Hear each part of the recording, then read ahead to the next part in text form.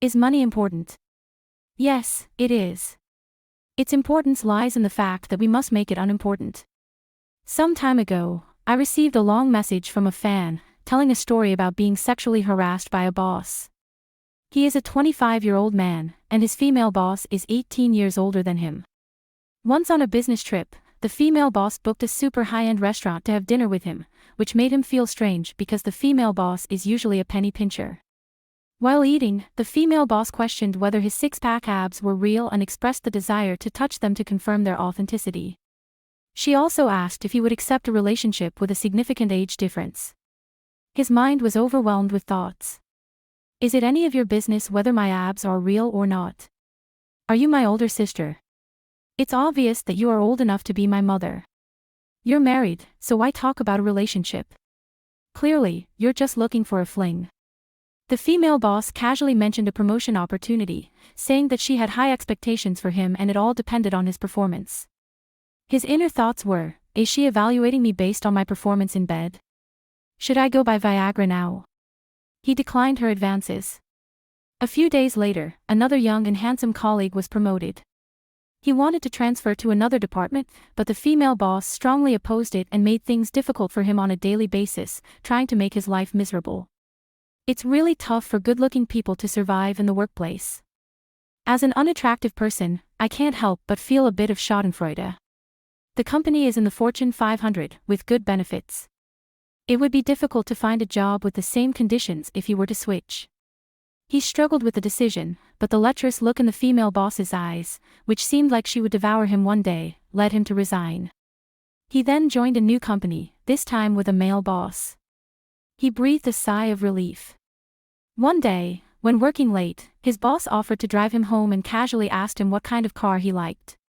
He mentioned a brand, to which the boss replied, "I'll buy it for you, as long as you move in with me." This time, he really wanted to say, "Fuck it." Fortunately, the male boss was relatively straightforward. Although he was rejected, he didn't intentionally make things difficult for him. However, sometimes when they went out to drink with clients, the boss would get drunk and take advantage of him. As a straight man, he couldn't accept it. He wished he had been slept with by the female boss instead. He wanted to resign, but he had only graduated for 5 months, and it would be even harder to find the next job if he switched companies again.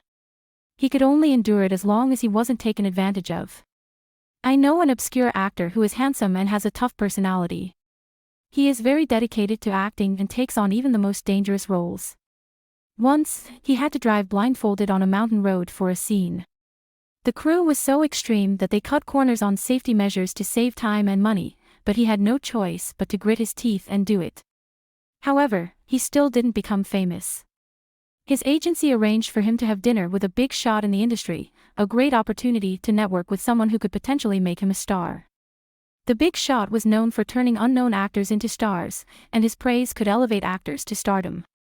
The actor listened to his agent's advice and tried to build a relationship with the big shot. The big shot praised an actor who had slept with the director, saying that the loud noises during their intimate encounters could be heard by the entire crew, and that's what professional dedication looks like, and that's the way to go in this industry. The actor endured it. The big shot also mentioned another actor, a real pervert who sleeps with anyone on the set and even sleeps with fans, sometimes even 2 at a time. He presents himself as upright and moral to the public. The big shot praised this behavior as acting skill and self-cultivation, calling it amazing. The actor endured it. The big shot boasted about his new luxury villa and private yacht, and everyone around him flattered and marveled at it, which made the actor sick to his stomach. He endured it as well. If he had given in to his temper, he really wanted to slap the big shot. What a big idiot. But he couldn't. He wasn't successful enough, so he didn't have the right to be willful. I attended a startup forum last year and met a 24-year-old girl. She resigned because she was fed up with the idiotic boss and his idiotic relatives, who turned the company into a family workshop. All the senior management in the company were the boss's wife, sister-in-law, and nephew. The boss's nephew was her direct supervisor.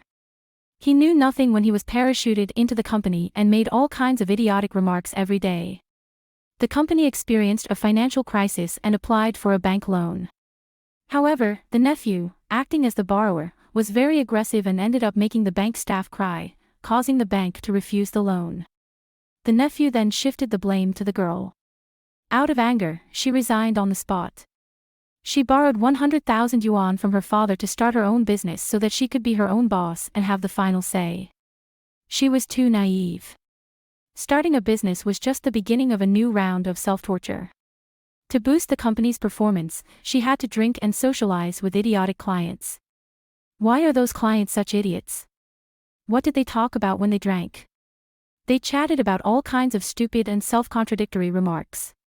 In order to protect the future of the company and the 5-person team, as well as to prevent her father's money from going to waste, she could only smile and steer the conversation away.